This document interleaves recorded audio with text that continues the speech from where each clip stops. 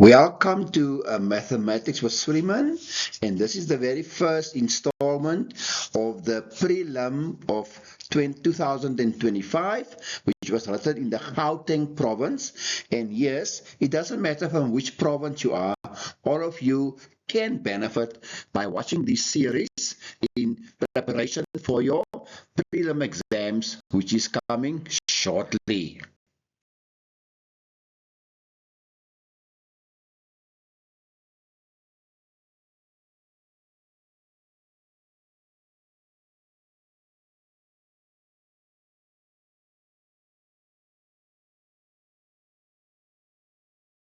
Preparatory Examination 2025, Paper 1, Question 1 of the Gauteng Province.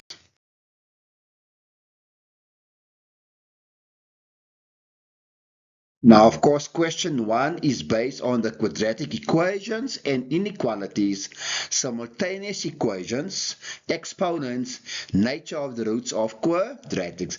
And if you look at my little template there, I have various examples there for you on quadratic equations, quadratic inequalities, simultaneous equations, exponents, nature of the roots. So please take note, that is what you can expect in paper 1.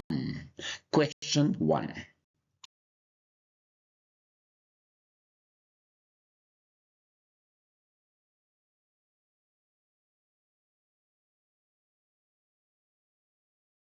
Right, question 1.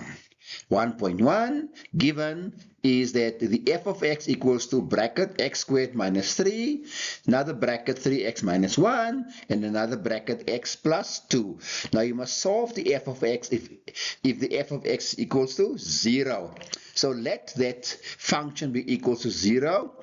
Then of course each bracket will individually be equals to 0. So therefore x squared minus 3 will be 0.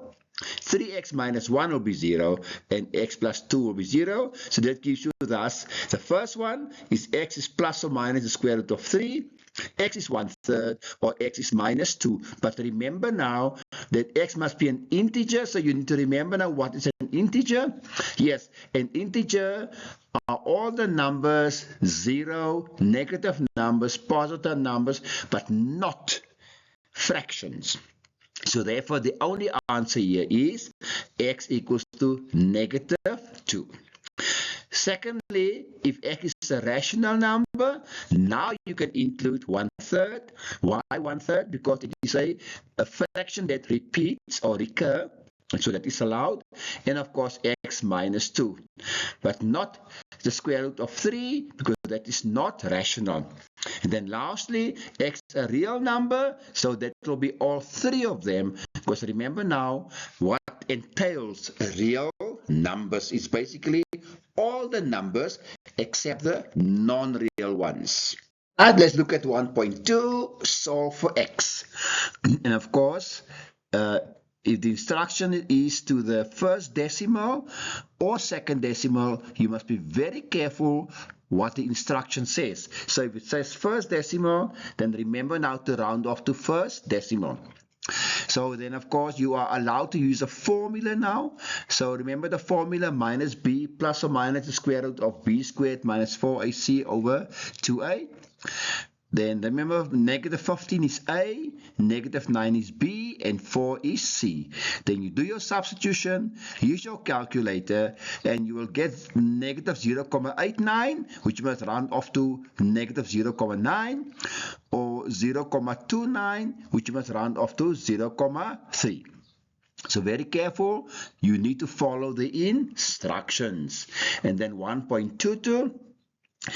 An inequality, 3x minus 2 all squared greater or equals to 3x. First, get rid of the brackets, take the 3x to the left hand side, factorize, and then let each bracket be equal to 0 just for now, to get your 1/3 and to get your 4/3. Then you can plot it on a line as shown there, and then you can test all your values to see whether they satisfy the inequality. And you will notice it is only to the left of 1/3 and to the right of 4/3. So in between the two will not satisfy the equation. So therefore your answer is then x less than or equals to 1/3 or x greater or equals to 4/3. Please be careful in dealing with inequalities. Right, 1.2.3, given is an exponential example, 5 to the power x equals to 5 into 4 plus 5 to the power 2 minus x. So what you do is first remove the brackets. So it is 5 times 4 is 20, and of course 5 times 5 to the power 2 minus x. Then secondly, you can multiply each term by 5 to the power x. Then you get 5 to the power 2x equals to 20 times 5 to the power x plus 125. Then, of course, take all your terms to the left-hand side and factorize. So at this stage, you can either use the K method or you don't have to. Or you can just stick to the normal method. So 5 to the power x equals to 25, and the other one is 5 to the power x equals to -5. So then the 25 becomes 5 squared, so therefore x equals to 2, and the other one is the right-hand side is a negative, so that doesn't work. So it is not allowed. Right, so therefore x equals to 2, or you can say 5 to the power x will have to be greater than 0 in order to be allowed to work. Example 1.3, solve for x and y. So this is simultaneous equations. So the log of 16 base x equals to 4, and the other one is y plus square root of x plus 7 equals to x plus 1, and of course x has to be greater or equal to 0. So let's first look at the log equation.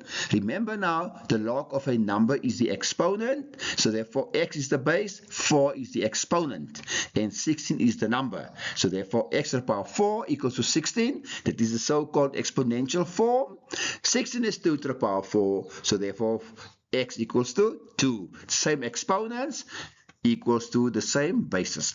Then you substitute s equals to 2 into the second equation, and you get y plus square root of 2 plus 7 equals to 2 plus 1. So y plus 2 plus 7 is 9 equals to 3. Now be careful now. It is very tempting to find the square root of 9, which is 3. But it is not going to work, because remember, square root of 9 is plus or minus 3. So therefore you need to leave it as a square root. Take the y to the right hand side and then rather square both sides. So the square root of 9, if it's squared, become 9. And of course, if you square 3 minus y, you get 9 minus 6y plus y squared. You see, in doing that, people, you guarantee 2 roots and not 1. Then add your like terms.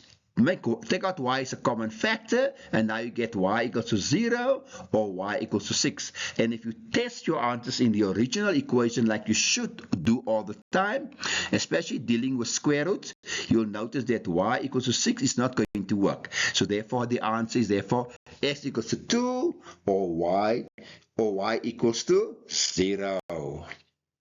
Right, 1.4, the nature of the roots. You must calculate two numerical values for p so that x squared plus p into 2x plus 7 plus 8 is a perfect square. Now, when is any expression a perfect square? Is when delta is equal to 0. So therefore, we need to look at delta. Which is delta again? B squared minus 4ac. But to use delta, I need to identify a, b, and c. Now, I can't do it yet. I first need to remove the bracket, so p into 2x plus 7, and now we can identify exactly what is a, what is b, and what is c. So a is then a 1, b is the 2p, and c is 7p plus 8. So do that into delta, right? Remove the brackets, simplify, equals to 0, don't forget, then factorize, and you get p equals to 8 or p equals to -1. Thank you for watching Mathematics with Suleiman. Please don't forget to share, like, and subscribe.